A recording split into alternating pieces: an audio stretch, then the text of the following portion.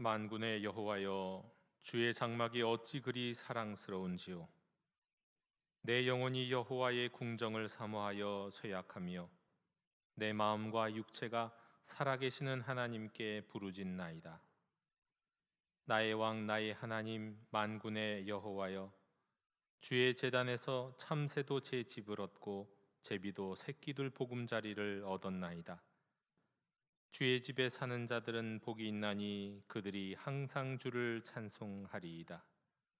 하나님은 영이시니 그분께 예배하는 자는 반드시 성령님에 이끌려 진리를 따라 예배할지니라.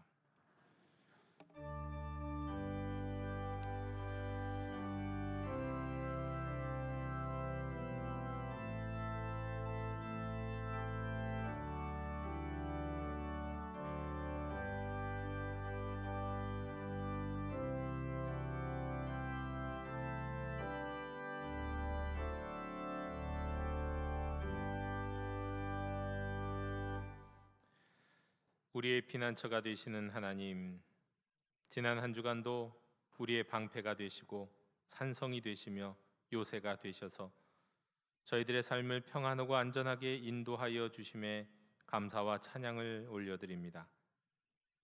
폭풍이 올라오고 있는 가운데서도 작은 신음에 응답하시며 고난 중 흘리는 눈물을 씻어주셨던 그 은혜를 기억합니다. 성령의 충만함과 진리의 말씀을 따라 거룩하고 신령한 예배 드리게 해 주옵시고, 이 시간 저희의 예배가 하나님의 기쁨 되는 시간 되게 해 주시옵소서. 예수님의 이름으로 기원하옵나이다. 아멘. 다 함께 자리에서 일어나셔서 오늘 이곳에 계신 성령님을 찬양하시겠습니다.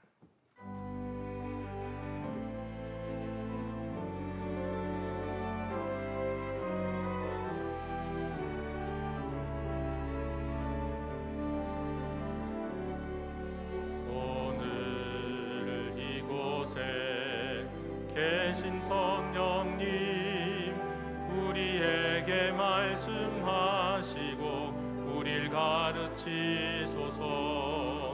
다친 우리 맘 열어주시고 주의 빛으로 밝혀 우릴 인도하소서. 주님보다 앞서지 않고 겸손하게 주님의 말씀 기다리니 주님 손에 우릴 드립니다. 사랑으로 인도하소서.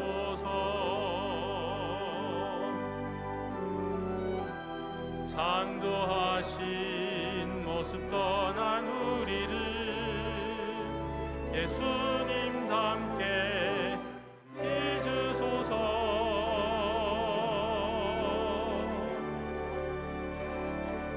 주님보다 앞서지 않고 겸손하게 주님의 말씀 기다리니 주님 손에 우릴 드립니다. 사랑으로 인도하소서. 사랑으로 말씀하소서.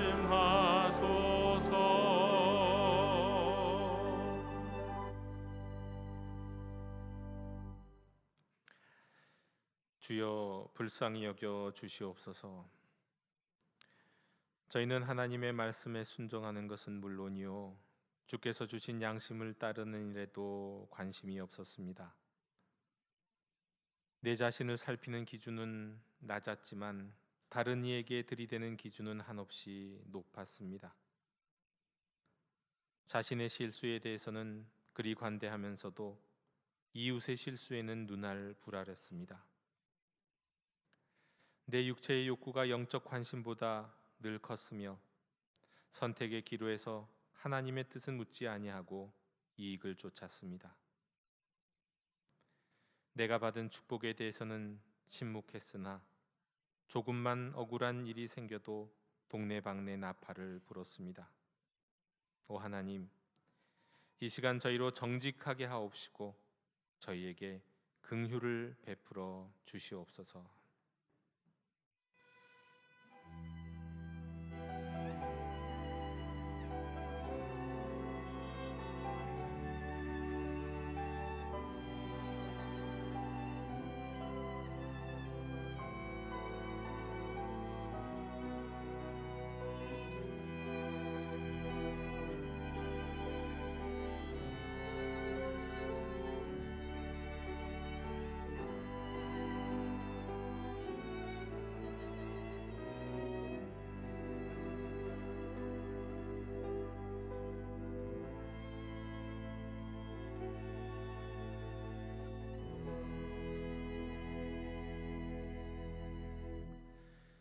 내가 이르기를 내 허물을 여호와께 자복하리라 하고 주께 내 죄를 아뢰고 내 죄악을 숨기지 아니하였더니 곧 주께서 내 죄악을 사하셨나이다.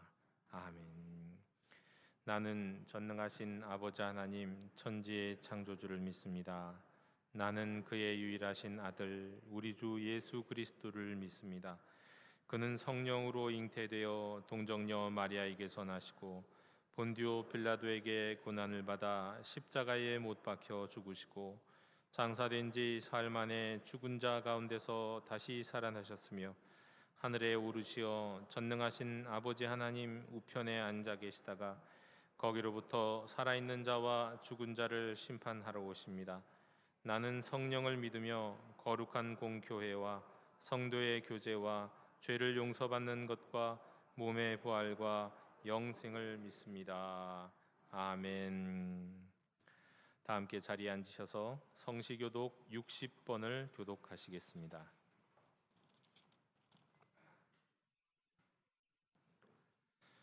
여호와여, 주께서 나를 살펴보셨으므로 나를 아시나이다.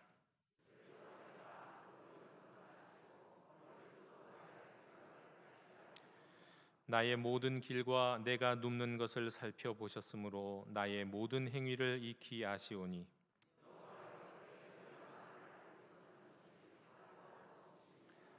내가 주의 영을 떠나 어디로 가며 주의 앞에서 어디로 피하리이까?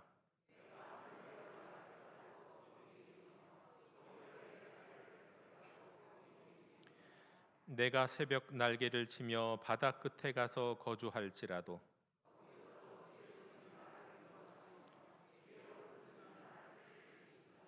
하나님이여, 나를 살피사 내 마음을 아시며 나를 시험하사 내 뜻을 아옵소서.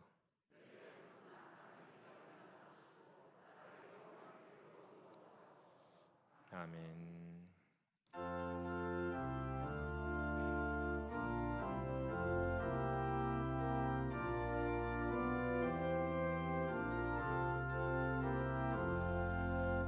홀로 한 분 하나님께 전하 만민 경배하라.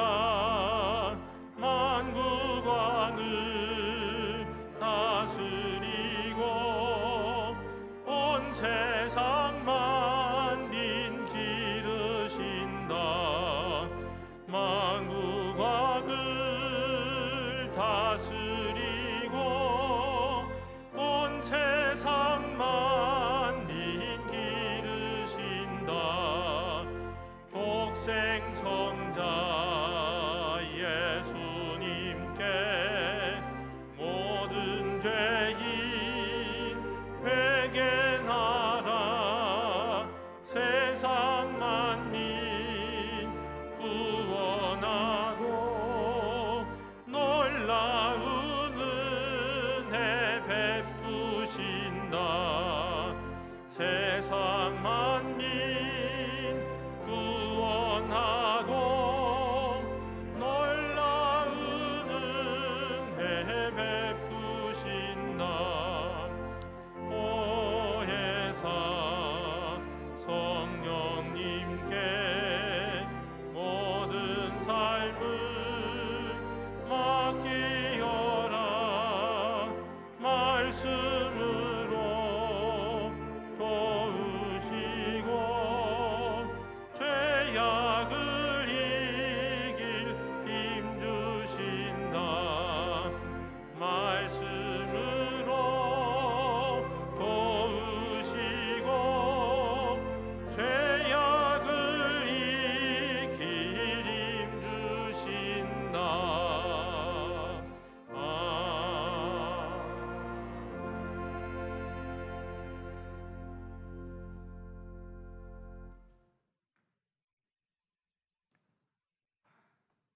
은혜와 사랑이 풍성하신 좋으신 하나님 아버지, 지난 한 주간도 은혜 가운데 살게 하시고 거룩하고 복된 주일, 구원받은 주의 자녀들을 복주시기 위해 예배의 자리로 인도하시니 감사합니다.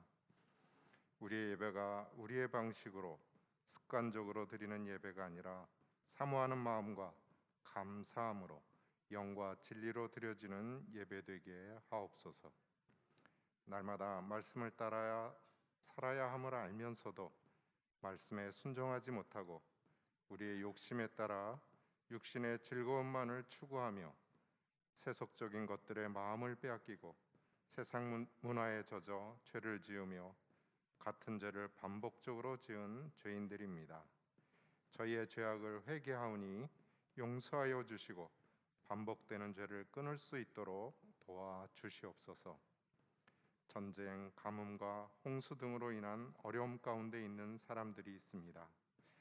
우크라이나의 전쟁이 속히 그치고 평화가 오게 하시며 홍수와 가뭄으로 삶의 터전을 잃은 이들에게 새 힘을 주시어 일어나게 하시고 다가오고 있는 태풍으로부터 우리를 지켜주셔서 인명과 재산의 피해가 없도록 태풍의 세력을 약하게 하시고 무사히 지나가게 하시며 특별히 이재민과 취약계층의 피해가 없도록 보호하여 주시옵소서.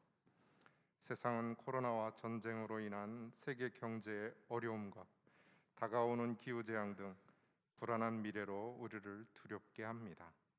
그러나 우리의 시선이 불안한 세상을 바라보지 않게 하시고 오직 우리의 소망이 되시는 주님만을 바라보게 하시고 우리를 고아와 같이 내버려 두지 않으시는 믿음의 주여 온전케 하시는 주님만을 의지하오니 이 모든 어려움에서 우리를 구원하여 주시옵소서. 저희가 거룩하기를 원하시는 하나님, 아직도 살아있는 옛 자아를 십자가에 못 박게 하사 죄에 대해서는 날마다 죽고 우리의 온 존재를 거룩하도록 인도하시는 주님의 신실하심을 믿고 그 인도하심에 순종하며 적극적으로 선을 행하여 날마다 점점 더 거룩해지도록 인도하시옵소서. 육신의 질병 가운데 있는 성도들을 치유하여 주시고 마음의 상처로 절망 가운데 있는 이들에게 주님의 위로로 그 상처가 회복되며 경제적인 이유로 힘들어하는 가정마다 그 필요를 채워주셔서 또한 수능을 앞두고 있는 수험생들에게 지혜를 주시고 취업과 결혼을 원하는 청년들에게는 길을 열어주셔서 우리의 삶을 인도하시는 주님을 경험하는 저희들이 되게 하시옵소서. 담임 목사님을 비롯한 교육자들과 황존 직분자들에게 성령의 충만함을 주셔서 하반기 사역을 잘 이루게 하시며 맡겨진 각자의 사명을 충성으로 감당하게 하시고 모든 기관들이 한 마음으로 합력함으로 주님의 은혜와 사랑이 가득한 건강한 교회가 되어 복음으로 날마다 새로워지며 세상을 이롭게 하는 교회 되게 하시옵소서. 이 나라를 사랑하시는 주님, 이 땅에 휴전이 된 지 69년이 되었습니다. 남북한 모든 사람들의 마음에 미워하고 대적하는 감정이 사라지고 용서와 화해의 마음을 주시어 평화적인 복음 통일을 이루어 주시옵소서. 남북이 하나 되어 자유롭게 왕래하며 북한 땅에 무너진 교회들이 세워져 많은 생명들이 구원받는 이 민족의 희년이 오게 하시옵소서. 말씀을 전하시는 박경훈 목사님께 영육간에 강건하게 하시고 성령의 충만함을 주셔서 오직 하나님의 말씀만을 선포하게 하시고 말씀을 듣는 심령들에게 성령의 역사로 마음이 옥토로 변화되어 말씀이 잘 심겨지게 하시고 삶으로 순종함으로 말씀의 열매들이 풍성하게 맺히게 하시옵소서. 준비한 찬양을 드리는 할렐루야 찬양대의 찬양을 기쁘게 받아주시며 찬양을 드리는 자나 듣는 자들에게 주님이 주시는 평강이 임하게 하시고 예배를 돕는 보이지 않는 모든 손길들을 기억하여 주시고 저들의 섬김도 받으시고 합당한 복을 주시옵소서. 저희의 예배를 통해 하나님 홀로 영광 받아 주시기를 원하오며 우리를 구원하여 주신 예수 그리스도 이름으로 기도합니다. 아멘.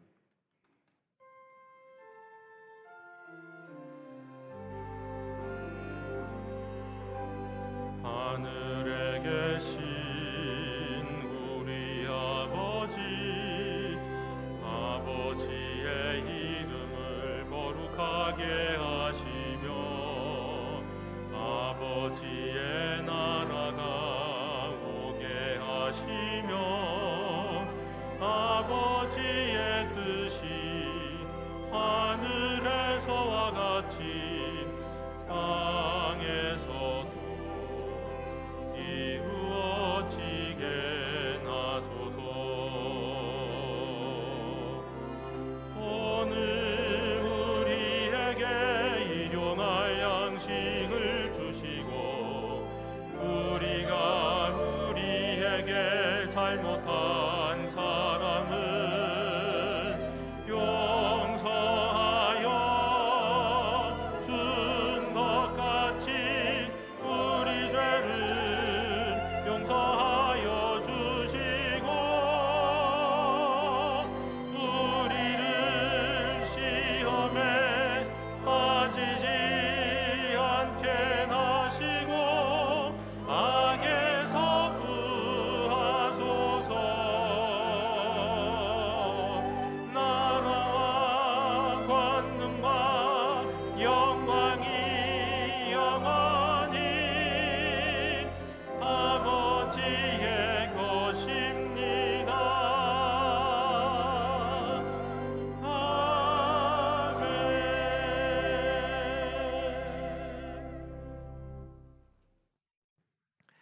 공동체 소식을 전해드리겠습니다. 우리 좌우에 계신 분들, 앞뒤에 계신 분들, 또 우리 온라인으로 예배 드리시는 모든 분들과 함께 평화 인사를 나누시겠습니다. 주님의 평화를 빕니다.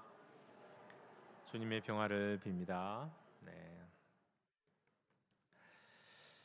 오늘 오후 2시에 본당에서 우리가 청년들과 함께 드리는 예배는 교구 연합 헌신 예배로 드리겠습니다. 이번 주에는 추석 명절이 있습니다. 우리 추석 명절 잘 보내시기를 바랍니다.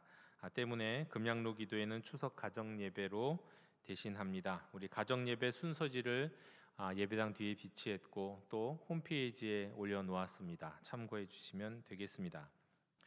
2022년 가정 예배 특별 이벤트 우리 계속 진행 중에 있습니다. 9월 미션은 우리 가족 구원 열차 만들기 인증샷, 그리고 가정 예배 드린 가정을 셀별로 집계해서 교구별로 한 셀씩 선정하는 것인데요. 특별히 우리 셀별로 우리 셀리더 인턴분들이 모든 셀원들이 가정 예배를 매주마다 한 번씩 드렸는지를 잘 확인하셔서 이것을 모아서 가장 많이 가정 예배를 드린 셀에게 시상을 하려고 합니다. 교구별로 한 셀씩 선정할 거니까 여러분 기억하시고 가정 예배 적극 참여해 주시면 되겠습니다.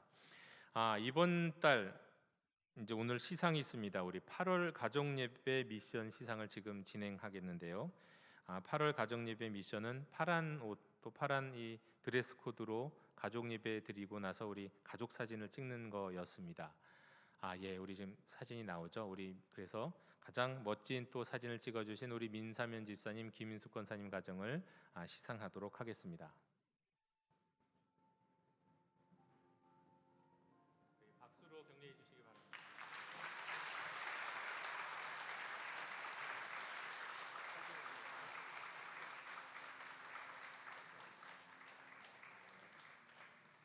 자, 이거는 그냥 페이일 뿐이고요. 실제로 시상하는 시상품은 따로 전달이 또 됩니다.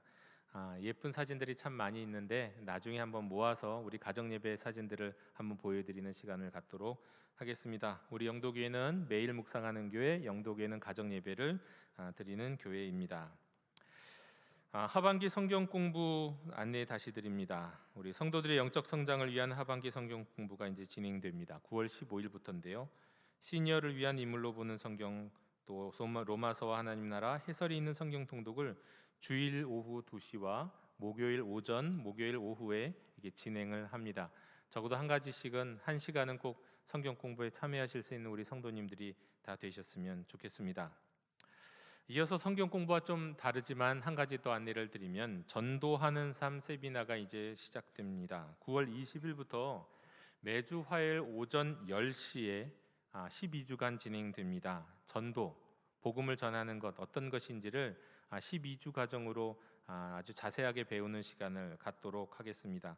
제가 인도할 텐데 신청서를 작성하시고 신청함에 제출해 주시거나 교구 목사님에게 알려주시면 되겠습니다. 우리 전도팀 외에도 전도에 조금이라도 부담이 있고 또 복음으로 우리가 세상을 이롭게 하는데 조금이라도 관심이 있으시다면 이 전도하는 셈 세미나에 참여해 주시길 바랍니다.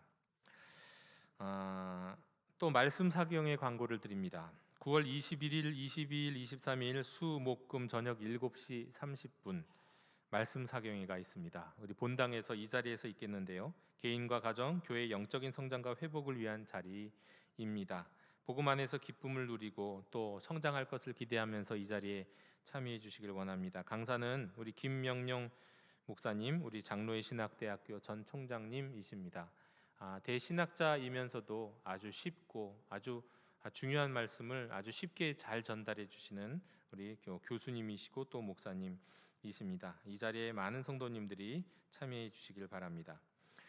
이번 주 수요일부터 다시 셀리더 인턴 교육이 재개됩니다. 글로리아 홀과 또 온라인으로 저녁에 이어지도록 하겠습니다. 우리 셀리더 인턴 분들은 한 분도 빠짐없이 이 자리에 참여해 주시길 바랍니다.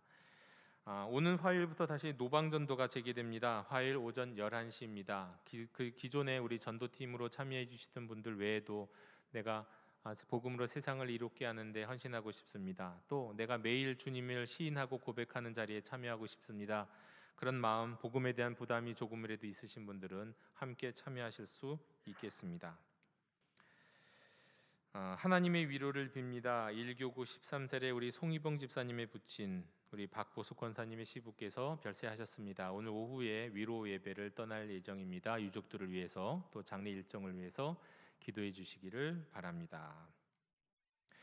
모임과 또 안내는 우리 주보와 화면을 참고해 주시길 바랍니다. 해당 모임에 잘 참여해 주시기를 바라고요. 이상으로 공동체 소식을 모두 다 전해 드렸습니다. 이제 다 함께 자리에서 일어나셔서 말씀을 위한 찬송을 부르시겠습니다.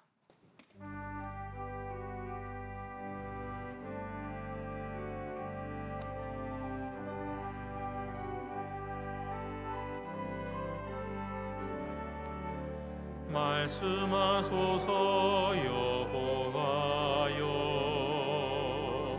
온 맘 다하여 듣겠나이다. 주의 사랑의 노래 들려주시옵소서.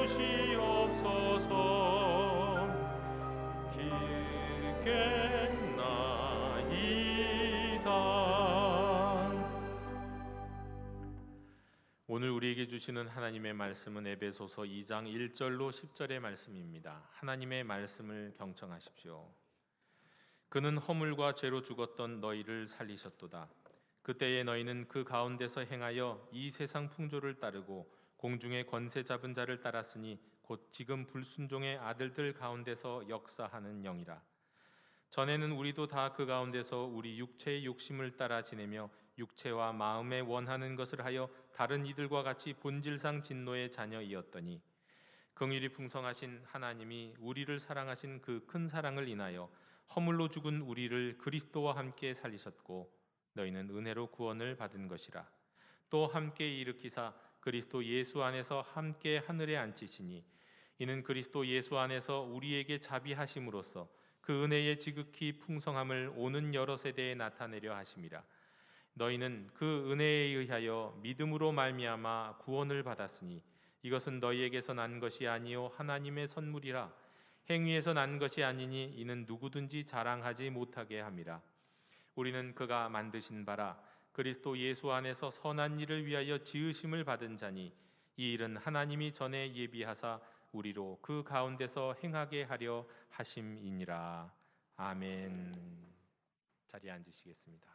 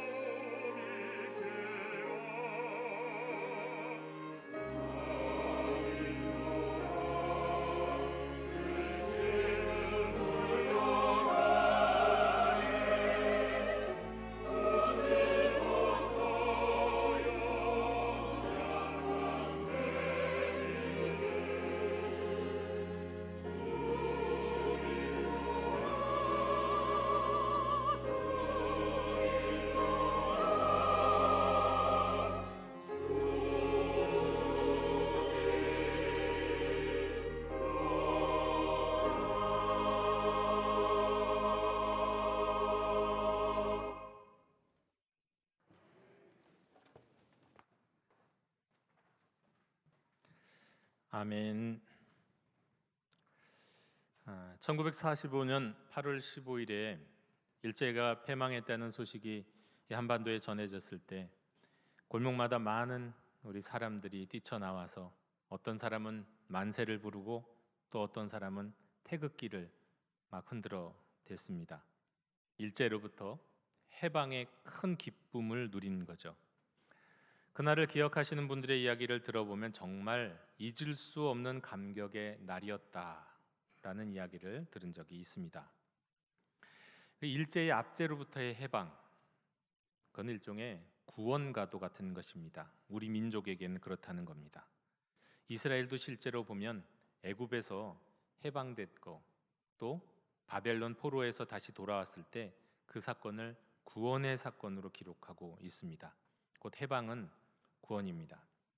그런데 신약에서는 이 구원을 조금 더 구체적으로, 조금 더 넓게 본질적으로 이야기하고 있습니다. 구원이란 무엇인가?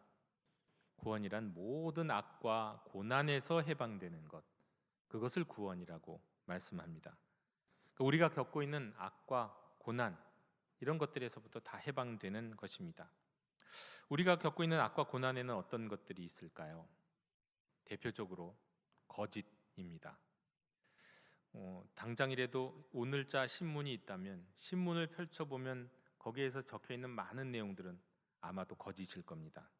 사실을 기록하면 좋겠는데 사실이든 아니면 사실에 대한 이야기든 거짓에 대한 이야기든 오늘날 우리가 세상을 읽어보면 거짓이 정말 많습니다. 세상을 보아서만이 아니라 우리가 직접 경험하는 거짓도 참 많습니다. 누군가의 거짓말이나 음해 때문에 소가리를 해보신 분 많이 계실 겁니다. 또 보이스피싱에 당해본 분들도 계실 거예요.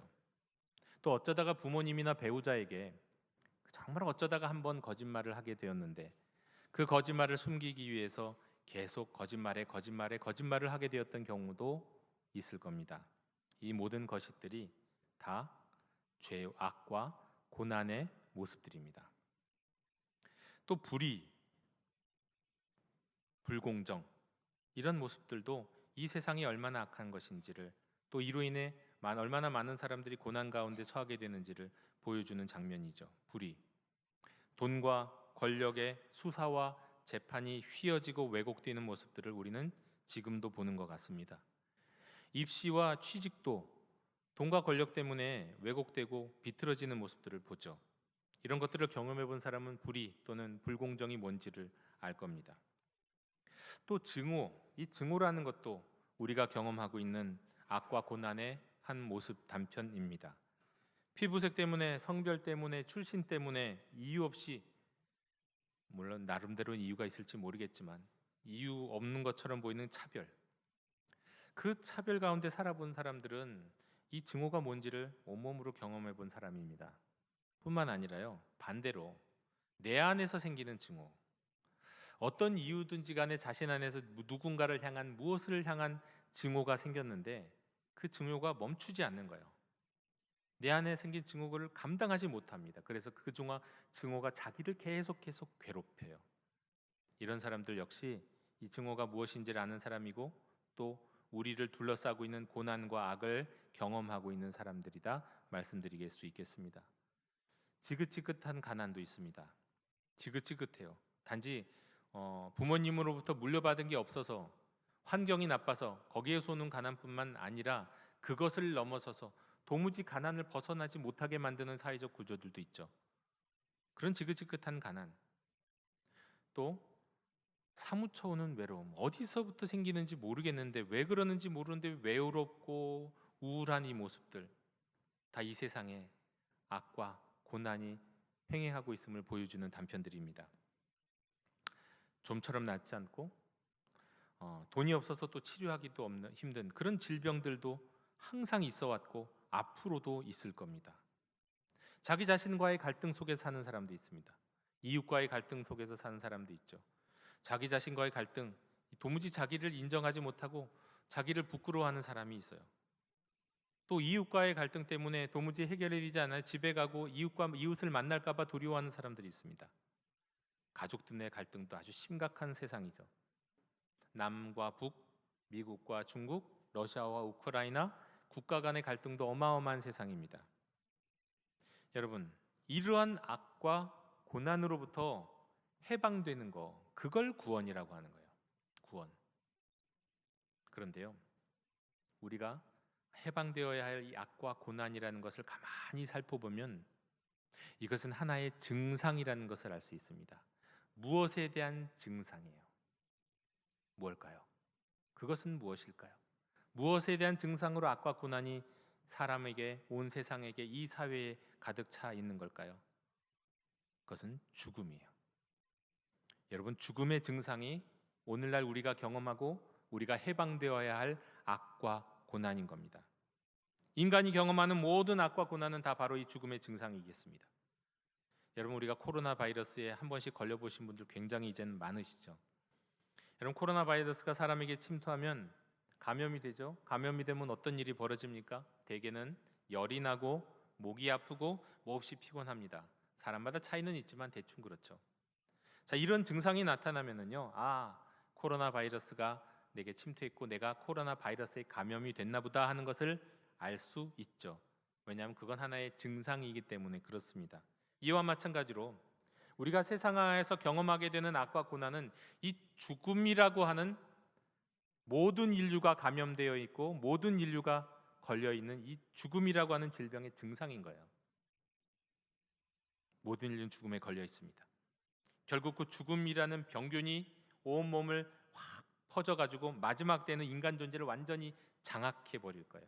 이게 현실입니다. 현실이에요. 사람은 결국 다 죽게 돼 있습니다. 평생 이 죽음의 증상을 온몸으로, 그 죽음의 증상과 싸우다가 마지막 때에는 죽음에게 져요. 죽을 수밖에 없어요. 사람들이 잘 살아보려고 많이 노력하잖아요. 성공하기 위해서, 뭔가 성공해 보이기 위해서, 성과를 내보기 위해서 몸부림치잖아요. 또 그 가운데서는 꽤 좋은 의식을 갖고 있어서 좋은 세상 내가 한번 만들어 볼 거야, 그렇게 헌신하는 분들도 계세요. 의미 있는 일, 가치 있는 일에. 또 어떤 경우에는 건강해야지, 오래 살아야지 하는 건강에 대한 욕구를 갖고 있는 분들도 있습니다. 여러분, 그런데 이 모든 것들 가만히 보면 모두가 다 이 피할 수 없는 질병인 죽음, 그 죽음이라는 질병에 걸린 존재가 그 증상을 피해 보려는, 치료하는 게 아니에요. 그 증상을 피해 보고자 하는, 또 증상을 외면하고자 하는 하나의 몸부림이에요. 결코 누구도 어떤 방법으로도 치료할 수 없습니다. 사람은 죽음이라는 질병에 감염돼서 누구도 피할 수 없는 시한부 인생인 겁니다. 우린 모두가 다 마찬가지예요. 이 세상에 태어나는 그 순간부터 우리는 다 시한부 인생이잖아요. 그래서 구원이 필요합니다. 구원은 죽음의 증상인 악과 고난, 그것들을 어떻게든 외면하고 감추고자 하는 그 인생의 발버둥침, 몸부림치는 거, 여기로부터 해방되는 거, 해방시키는 거, 그게 구원이에요. 자, 그럼 여러분, 우리는 어떻게 하면 구원을 받을 수 있을까요? 어떻게 하면 구원을 받을 수 있을까를 생각한다면, 그럼 왜 우리에게 구원이 필요하게 되었는지를 생각해 볼 필요가 있을 겁니다. 만약에 우리가 감기를 낫고자 한다면 왜 감기에 걸렸는지를 생각해 보는 거, 이게 아마 우선되는 질문일 거예요. 여러분, 우리는 어떻게 하면 구원받을 수 있을까요? 이를 위해서 먼저 이 구원이 필요하게 된 이유, 즉 왜 죽음이라는 병에 걸리게 되었는지를 생각해 볼 필요가 있습니다. 왜 사람은 다 죽게 되었는가? 이것에 대한 성경의 대답은 너무 쉬워요. 아주 단순합니다. 명확합니다. 로마서 6장 23절의 말씀, 죄의 싹은 사망이요. 죽음이 무엇 때문에 이루어졌다고요? 죄예요. 죄의 결과가 죽음이라는 겁니다. 죄가 원인이에요. 이 땅에 죽음이 들어온 것은 죄 때문이라는 거예요. 여러분, 죄란 하나님은 창조주고 우리 사람은 피조물이라는 것을 거부하는, 여기에서부터 시작됩니다. 그냥 누구를 속이고 누구를 때리고 무엇을 빼앗는 이런 겉으로 드러내는 죄 말고요, 가장 본질적인 죄의 모습은 어디서부터 시작되는 거냐? 하나님은 창조주, 우리는 그 피조물, 이 관계를 부인하는 거예요. 그리고 창조주 하나님 앞에서 피조물인 우리 인간이 마땅히 가져야 할 태도를 외면하는 거, 이게 죄예요. 이것이 죄의 본질이에요.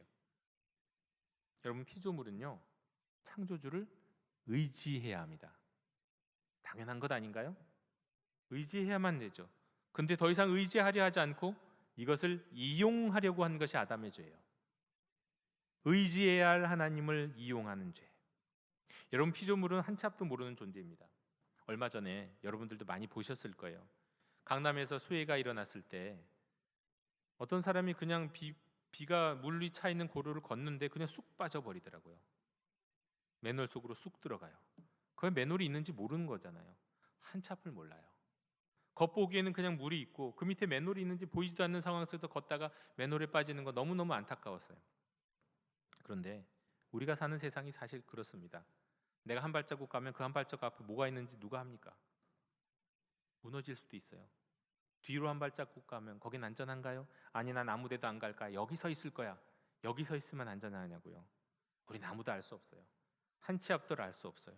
그것이 우리 인간이에요. 우리는 피조물이에요. 그렇다면 우리가 의지할 분은 누구입니까? 창조주 하나님.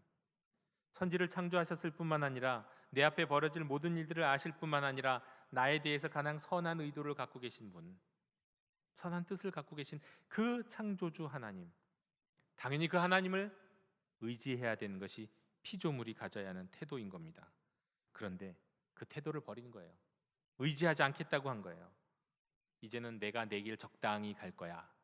내 길은 내가 알아서 할 거야. 그것이 사람의 죄였습니다. 여러분, 의지하면은요, 순종하게 돼 있습니다.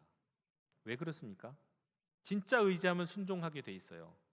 왜냐하면 우리가 의지할 그분이 모든 것을 알고 계시고 가장 좋은 뜻을 가지고 계실 테니까 당연히 그분께 순종해야죠. 그분의 가르침과 그분의 인도하심에. 근데 우리가 의지할 분이 아니면, 의지하지 않겠다고 내가 선언하고 내가 의지하지 않고 뿌리치게 되면 더 이상 순종이 나오지 않아요. 거꾸로 우리가 하나님께 순종하지 않는다는 얘기는 하나님께 의지하지 않는다는 걸 보여줍니다. 피조물 아담은요, 어느 순간 동산중학의 선악을 알게 하는 나무의 열매를 먹지 말라고 하셨던 그 하나님의 말씀에 순종하지 않아요. 불순종합니다. 왜 불순종합니까? 하나님을 의지하지 않기로 결단을 한 거예요. 이제는 내가 내 의지, 내 인생은 내가 만들어 갈 거야. 나도 알고 싶어. 나도 하나님처럼 되고 싶어. 내 인생을 내가 스스로 살기로 하면서 하나님을 의지하는 것으로부터 자기가 스스로 발을 잘라낸 거예요. 그럼 그 결과는 무엇입니까? 그 결과가 바로 죽음이에요. 하나님을 창조주로 인정하지 않고 내가 피조물임을 인정하지 않고 하나님을 의지하지 않았을 때 거기에서 생기는 죄, 그 죄로 인해서 생기는 결과가 바로 죽음입니다. 우리는 그래서 모두 죽을 수밖에 없어요. 어느 날 저희 집 아이가 아주 의기양양하게 뭔가 뿌듯해하면서 집으로 하나를 들고 왔습니다. 긴 걸 들고 왔는데 잡초였어요. 뿌리채 뽑아왔더군요. 그 뿌리에는요, 흙이 여전히 묻어 있었어요. 저 흙 떨어지면 어떻게 하려고 저걸 집으로 갖고 들어오나, 그런 생각도 들었는데 또 한편으로는 그 생각이 동시에 들었습니다. 저 잡초는 죽었다. 이제 죽었다. 여러분, 뿌리 뽑힌 잡초가 아니라도 마찬가지죠. 뿌리가 뽑힌 식물이 어떻게 삽니까? 살 수가 없잖아요. 모든 식물은 땅에, 그리고 땅으로부터 물과 수분과 또 땅으로부터 양분을 공급받아야 돼요. 생명을 공급받아야 돼요. 그런데 그 뿌리채 뽑혔어요. 그 잡초는 지금 보기에는 당장은 아직은 살아있는 듯하나 이건 이미 죽은 거예요. 그런데 여러분, 사람의 모습이 그렇습니다. 하나님을 의지하고 하나님께 순종해야 하는 인생이, 하나님을 창조주 하나님으로 고백하면서 나는 피조물입니다. 때문에 나는 하나님을 의지합니다. 그렇게 살아야 할 인생이, 나 하나님 의지하지 않겠어요. 나는 내 나름대로의 계획이 있어요. 내 나름대로의 프라이버시를 보장해 주세요. 하고는 자기를 주장했을 때 그 자기를 주장했던 죄가 하나님과 나 사이를 끊었어요. 뿌리채 뽑힌 잡초처럼 말이죠. 지금은 살아있는 듯 하나 그러나 다 죽을 수밖에 없는 존재, 그게 바로 사람이에요. 그 인류인 겁니다. 생명의 공급으로부터 떨어졌으니까 말이죠. 여러분, 사람은 인생 전체를 통틀어서 뭐 이런저런 업적을 뭐 만들고 뭐 이런저런 이야기들 하고 뭐 위인전에 기록될 수 있을지도 모르지만, 인간적으로 보고 신학적으로 또 이것을 전체적으로 봤을 때 사람이 전생애를 통해서 확실하게 증명할 수 있는 건 딱 하나밖에 없어요. 죄의 싹은 사망이라는 거예요. 내가 아주 높은 자리에 올라가고 많은 부를 누린다고 할지라도 그것으로 증명할 수 있는 건 없어요. 하지만 모든 사람은 죄인이기에 결국은 죽는다는 것을 증명할 뿐입니다. 우리는 다 죽으니까요. 그리고 뭔가를 소유하고 싶고 뭔가를 성공하고 싶고 이런 모습들, 또 뭔가를 어떤 쾌락에 빠져서 뭔가 행복에 빠져서 살고 싶다 하는 이런 모든 바람들은 다 죽음의 증상을 가리기 위한 일시적인 위로일 뿐인 겁니다. 죽음은 예정되어 있습니다. 왜냐하면 죄의 싹은 사망이기 때문에 그렇습니다. 하나님을 의지하지 않고 순종하지 않는 인간, 나는 내 나름대로 내 인생을 살 거야 하면서 자기를 주장하는 인간들은 결국 죽을 수밖에 없는 거예요. 그리고 그 증상으로서 악과 고난 속에서 고통받고 또 다른 사람에게 고통을 주면서 살아가고 있는 겁니다. 이런 죄인인 인간을 구원하시기 위해서 하나님이 영원 전부터 하나님의 마음의 심중에 품으시고 작성하셨던 구원의 과정이 있으니 그것이 바로 에베소서 2장 8절의 말씀입니다. 오늘 에베소서 2장 8절에서는 이렇게 말씀합니다. 너희는 그 은혜에 의하여 믿음으로 말미암아 구원을 받았다고요. 은혜에 의하여 믿음으로 말미암아, 우리는 이 과정을 통해서 구원을 받습니다. 은혜에 의하여 믿음으로 말미암아. 자, 그러면 여기서 은혜는 또 뭐고 여기서 또 믿음은 또 뭡니까? 하나의 예를 들어드릴게요. 한 딸이 있었습니다. 1부 예배 때는 아들이라고 했고 2부 예배 때는 딸이라고 했는데 3부 때도 그냥 딸이라고 하겠습니다. 네, 뭐 상관은 없는데요. 한 딸이 있었어요. 그런데 그 딸이 죽음에 이르는 병에 걸렸습니다. 시한부 인생이 된 거예요. 왜냐하면 고칠 수 없는, 알지 못하는 병에 걸렸기 때문에 그렇습니다. 그런데 그 딸에게는요, 아버지가 있었어요. 이 아버지는 세상의 둘째가라면 서러울 만큼 부유한 사람이었어요.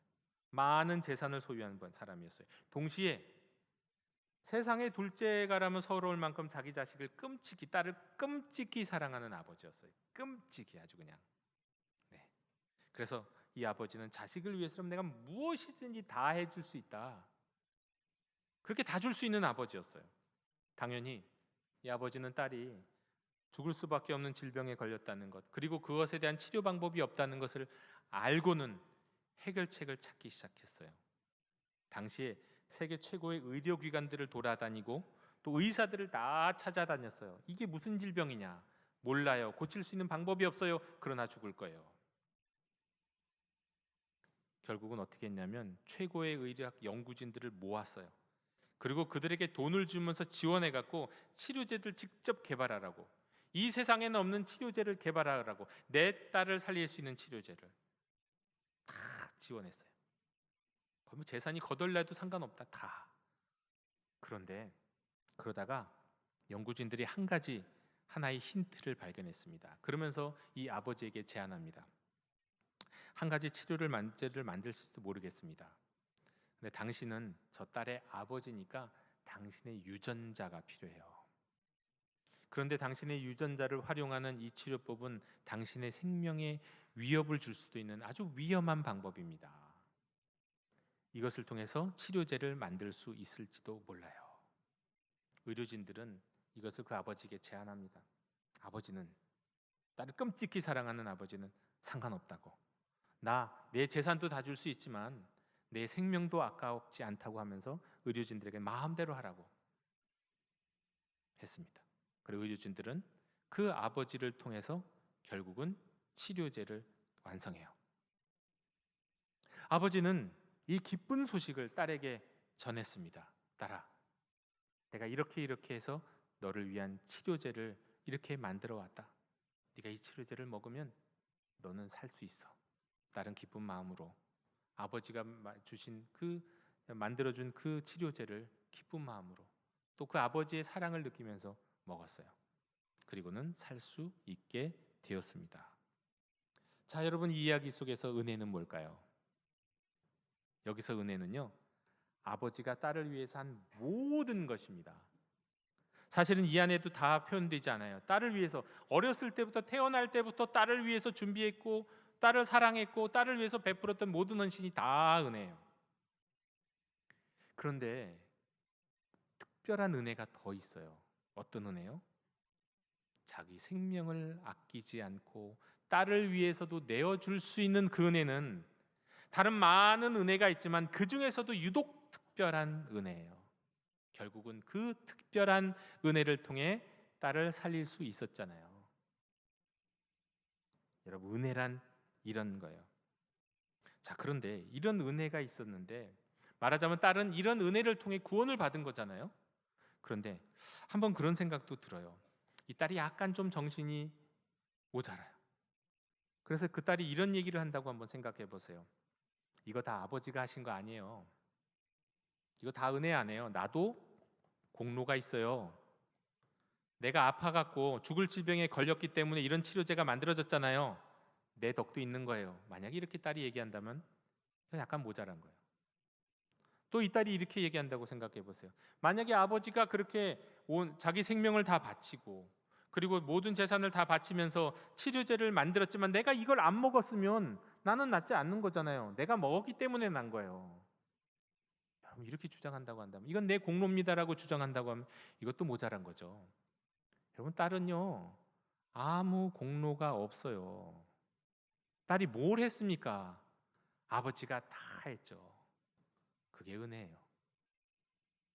여러분, 우리가 구원받는 과정 속에서 죽음으로부터, 그 죽음의 증상인 죄와 악과 고난으로부터 우리가 구원을 받고 해방되고 구원을 받는 과정 속에서요, 은혜로 인하여, 은혜에 의하여 믿음으로 말미암아 구원받는데요, 사실은 우리가 한 건 아무것도 없어요.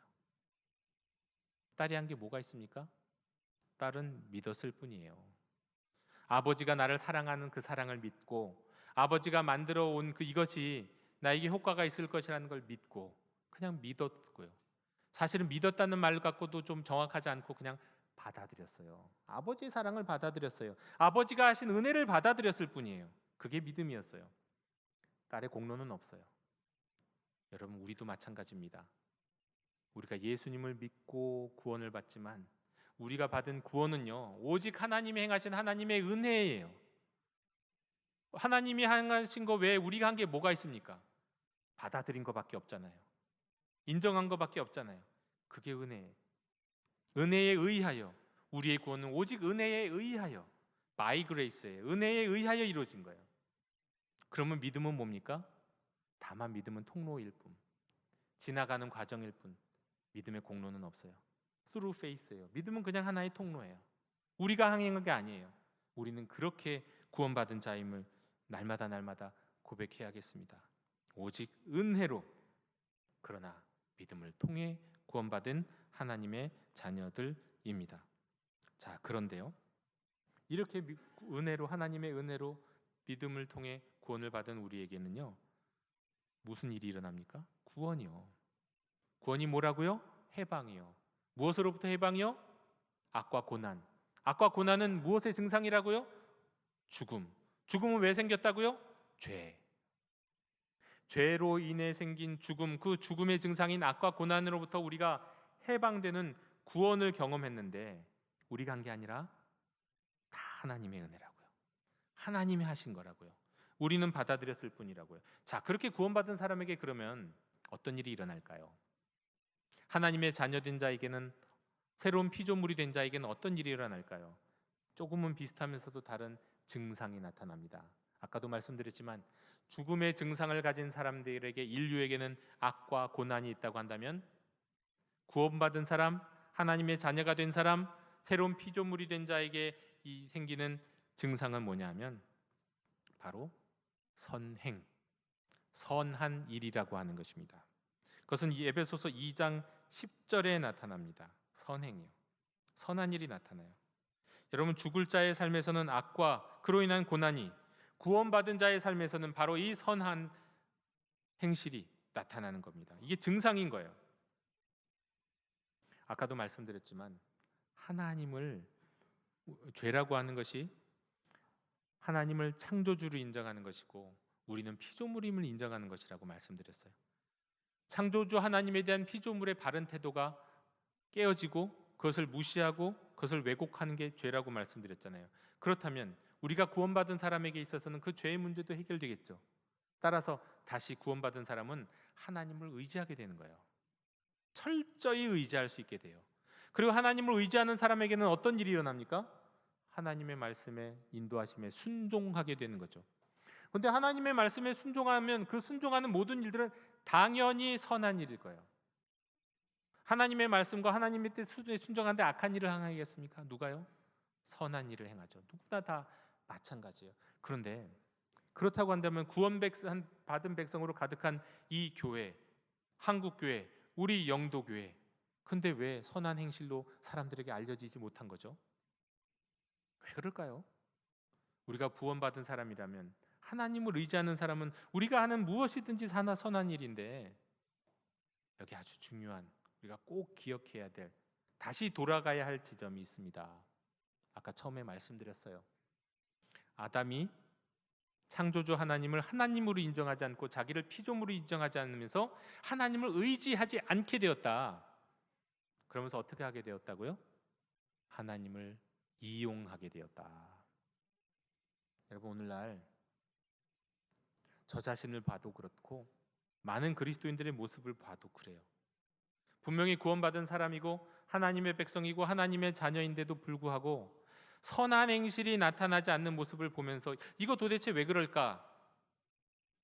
저는 가만히 보면 하나님을 의지한다고 하면서 기도도 그렇게 열심히 하는데, 예배도 그렇게 열심히 참여하는데, 물어보면 정말 나는 하나님밖에 몰라요, 하나님만 의지하여 한다고 얘기하는데 왜 선한 행실은 도대체 그 모습 가운데 나오지 않는 걸까? 이유가 뭐예요? 하나님을 의지하는 게 아니라 하나님을 이용하기 때문이에요. 자신의 행복, 자신의 안위를 위해서 하나님이 필요할 뿐이에요. 하나님을, 정말 우리를 창조하신 창조주 하나님, 그 하나님 앞에서 나의 피조물로 하나님을 의지하는 게 아니라, 하나님, 그래 좋은 건 많이 있으니까 내가 적당히 나의 필요한 만큼 내게 필요한 것을 채워주시겠지 하며 하나님을 이용할 때 그의 삶에는 선한 삶은 나타나지 않는 겁니다. 하나님께 순종하지 않게 되는 거예요. 하나님을 이용하는 거니까. 그러므로 오늘 우리는 우리의 믿음을 다시 한번 돌아보기를 원합니다. 우리가 은혜에 의하여 믿음으로 말미암아 구원받은 하나님의 백성임을 다시 한번 기억했으면 좋겠어요. 우리가 행한 것은 없고 다만 하나님이 우리를 위해서 행하신 그 사랑의 행동, 특별히 십자가와 부활의 은혜요, 자기 자신을 다 내어주시기까지 사랑했었던 그 십자가의 은혜를 믿음으로 받아들이는 말마마 구원받아서 죄와 고난으로부터, 죽음으로부터 자유한 인생, 해방된 인생, 구원받은 인생이 되었는데, 어느 순간 또 스물스물 하나님을 의지하지 않고 하나님을 이용하고 있는 우리의 옛 모습으로 돌아가지는 않았는지 말입니다. 오늘 말씀은 우리에게 중요한 과정을 가르쳐 주세요. 구원이 어떤 과정을 통해서 이루어지는가? 하나님이 다 하셨다는 거예요. 하나님이 은혜로 다 하셨어요. 다만 우리는 하나님의 호의, 하나님의 사랑, 하나님이 행하신 그 객관적인 은혜를 받아들이면서 주관적으로 믿는 그 믿음, 다만 우리는 그 믿음으로 구원을 받게 되고, 우리가 그 믿음을 갖게 되었을 때 우리 예수님이 십자가에서 죽으시고 부활하셨던 그 놀라운 은혜의 사건에 우리가 동참하게 되고, 죄로부터 자유할 수 있는, 죄의 결과인 죽음으로부터 자유하고 영생을 누릴 수 있는 인생으로 탈바꿈 된다는 사실입니다. 여러분, 이 믿음을 갖고 세상으로 다시 한번 나아가는 저와 여러분이 되시기를 원합니다. 은혜로 구원받았습니다. 믿음으로 주님이 행하신 일에 우리가 동참했습니다. 그렇다면 우리는 하나님을 의지하는 사람이 되어야 되고, 하나님을 의지한다면 하나님의 말씀에 순종하는 사람이 되어야 합니다. 하나님의 말씀에 순종하는 인생에게는 반드시 선한 일들이 나타나요. 그가 하는 행동은 선한 행동이고, 그가 하는 일은 저 사람은 참 선한 일을 하는구나 하고 인정받을 일들을 하게 된다는 거예요. 그러므로 오늘 이 추석을 앞두고 9월 첫째 주 예배에 참여하신 우리 모든 성도님들, 다시 한번 오늘의 말씀을 기억하면서 우리가 하나님이 우리에게 주셨던 원래의 자리로 되돌아갈 수 있는 저와 여러분이 되셨으면 좋겠습니다. 하나님의 뜻에 더욱 순종하면서 우리의 일상이 선한 일로 가득한 우리 성도님들이 다 되셨으면 좋겠습니다. 이 선한 일로 인하여 세상 사람들에게 그리스도인은 역시 달라 인정받고 그 선한 모습을 보여주는 가운데 우리가 세상을 이롭게 할 수 있는 복음을 담대히 증거할 수 있는 주의 자녀들 다 되시기를 주님의 이름으로 축원합니다. 하나님, 이 시간 주신 말씀을 기억하면서 저희가 다시 한번 우리 자신을 되돌아보고 결단합니다. 주님, 첫사람 아담이 하나님을 의지하는 것을 포기하고 버리고 자신을 의지하고 자신을 주장하려고 했습니다. 그 죄로 인하여 우리에게는 생명이 사라지고 죽음에 이를 수밖에 없는, 죽음에 이르는 질병을 갖게 되었습니다. 그리고 그 죽음에 이르는 질병에서 나타나는 증상, 악과 고난이 가득한 세상을 살고 있습니다. 그러나 그런 가운데서 악과 고난으로 일어난 모든 고통으로부터 우리를 해방시키시기 위하여 우리 하나님 우리에게 은혜를 베푸셨습니다. 십자가의 은혜, 부활의 은혜라는 특별한 은혜도 허락하셨습니다. 그리하여 이를 믿는 모든 하나님의 자녀들 구원받을 수 있도록 인도하여 주셨습니다. 죄로부터, 죽음으로부터 자유할 수 있도록 저희들을 이끌어 주셨습니다. 그러나 이렇게 구원받은 저희들이 또 어느 순간부터 다시금 스물스물 옛 모습으로, 옛 자아로, 죽었던 옛 모습으로 돌아가고 있는 저희들을 발견하곤 합니다. 주님, 이 시간 저희들을 다시 한번 붙들어 주시옵소서. 다시 한번 은혜 가운데 은혜에 의하여 믿음으로 구원받았던 그 순간을 회복할 수 있도록 인도하여 주시옵소서. 아담이 처음에 그랬던 것처럼 창조주 하나님만을 온전히 의지하게 하시고 하나님의 말씀에 순종하는 인생 되게 도와주시옵소서. 그리하여 우리 일생에 나타나는 모든 삶이 선한 일들이 되도록 역사하여 주시옵소서. 저희들의 삶이 이 선한 일로 하나님 앞에 영광을 올려드리고 하나님의 기쁨이 되길 원하오니 주여 불쌍히 여겨주시고 은혜를 내려 주시옵소서. 예수님의 이름으로 기도하옵나이다. 아멘. 이 시간 응답의 찬송 357장 부르시며 봉헌하시겠습니다.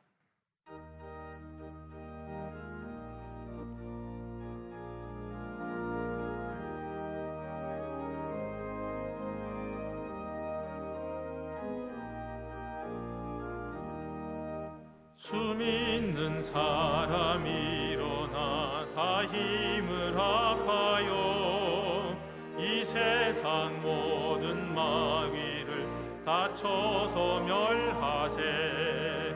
저 앞에 오는 적군을 다 싸워 이겨라. 주 예수 믿는 힘으로 온 세상 이기네.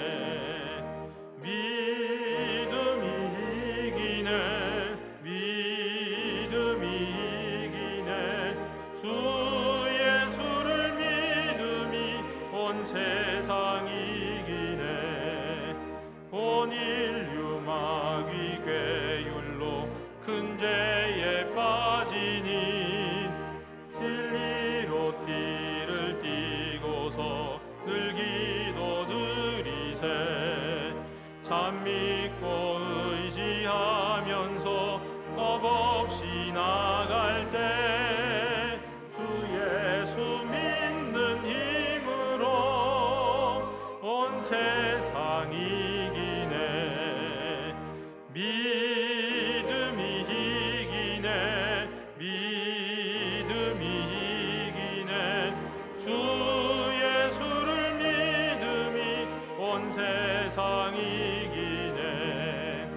끝까지 이긴 자에게 흰 옷을 입히고 또 영생복을 주시니 참 기쁜 일일세. 이 어두운 세상 지나서 저 천성하도록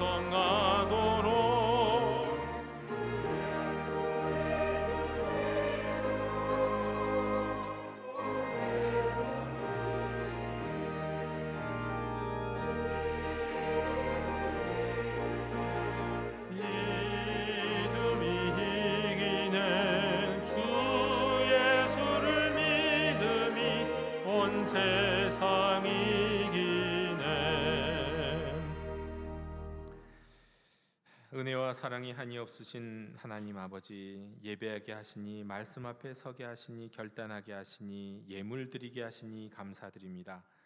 하나님 앞에 나올 만한 아무 공로 없는 저희들이지만 택하여 주시고 한없는 은혜를, 특별히 십자가의 은혜를 저희를 사랑하여 주시니 무한 감사드립니다.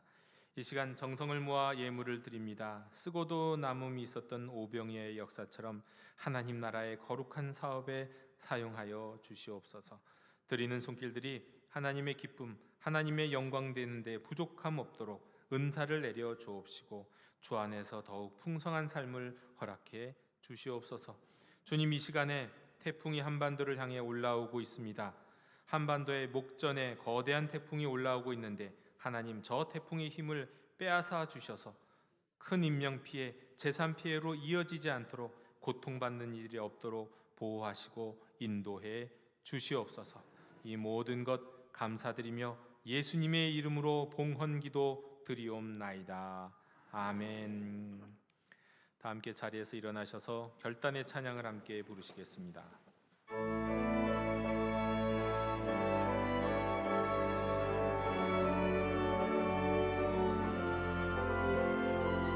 교회여 일어나라, 주께서 부르시니 두려움과 실패 내려놓고 교회여 일어나라, 교회여 일어나라, 주께서 보내시니 우릴 부르신 삶의 자리에서 교회여 일어나라. 우린 세상의 빛, 하나님의 편지, 주의 교회를 통해 세상이 주를 버리라. 일어나라, 아버지 사랑으로, 아버지 능력으로 서로 하나 되어 그 빛을 비추라. 노래하라, 아버지의 사랑을,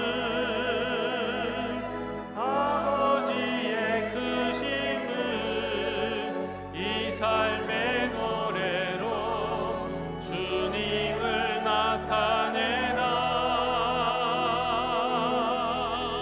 일어나라,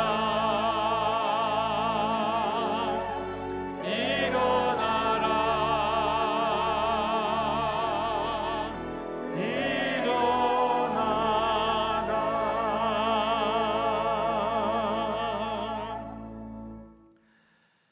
지금은 십자가에서 우리를 위해 자기 몸을 주신 우리 주 예수 그리스도의 은혜와 우리를 사랑하시되 한없이 끝없이 사랑하시는 하나님 아버지의 크신 사랑과 성령님의 감화 교통 충만하심 역사하심, 이 모든 은혜가 은혜에 의하여 믿음으로 말미암아 구원받은 모든 하나님의 자녀들, 이제는 오로지 하나님만 의지하며 하나님께 순종하며 선한 일로 자신의 삶을 하나님께 드리기를 원하는 모든 하나님의 백성들 머리 위에 지금부터 영원토록 함께 계시기를 축원하옵나이다. 아멘.